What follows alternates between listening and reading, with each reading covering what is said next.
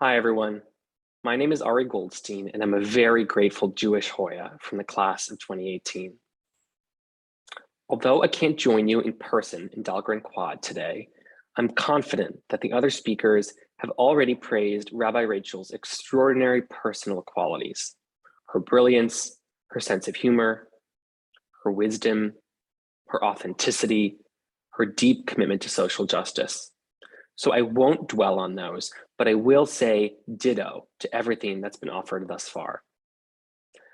Instead, I'd like to offer a little historical perspective on Rabbi Rachel's tenure. When I was a senior, I conducted a research project on the history of Jewish life at Georgetown, a history that dates back to 1833. One of my takeaways from the project was that Jewish life on a Catholic campus doesn't simply happen. It requires remarkable leaders at the top, and it requires the work of generations, building the infrastructure and cultivating the culture of a community.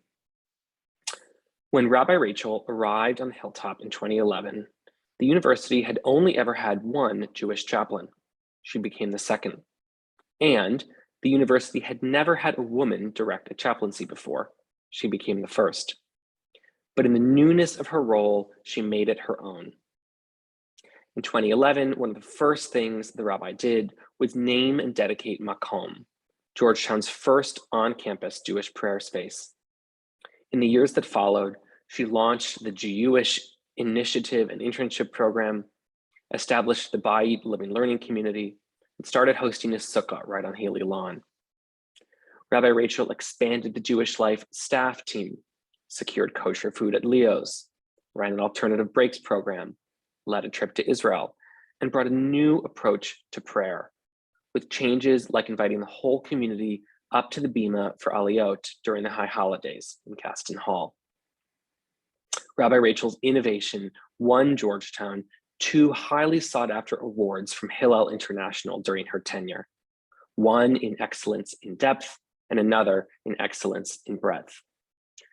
Perhaps her most personal innovation was hosting Reuben's bar mitzvah at Georgetown, which will go down in the history books as the first bar mitzvah ever on the hilltop, and perhaps on any Catholic campus.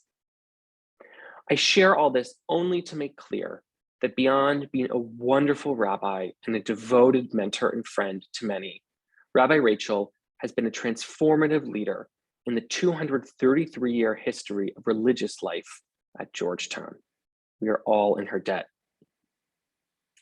When I conducted my research project a few years ago, I interviewed dozens of Jewish alumni, students, faculty, and staff about their experiences as Jews at Georgetown. These are some of the words that people used when describing Rabbi Rachel: charismatic, creative, outgoing, bold, transcendent, and quote, the most empathetic person I've ever met.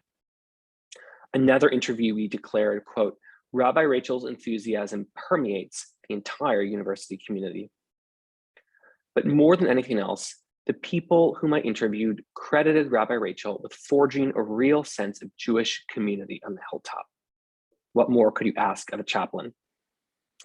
Rabbi, I'm going to miss you so much, even though I'm already gone, as will the thousands of other Hoyas you've touched in your 11 years as director of Jewish life. We love you, and together we say, Toda Rabbah for all that you've given us, Yasher Koach on the mark that you've left, and Mazal Tov on your new adventures ahead.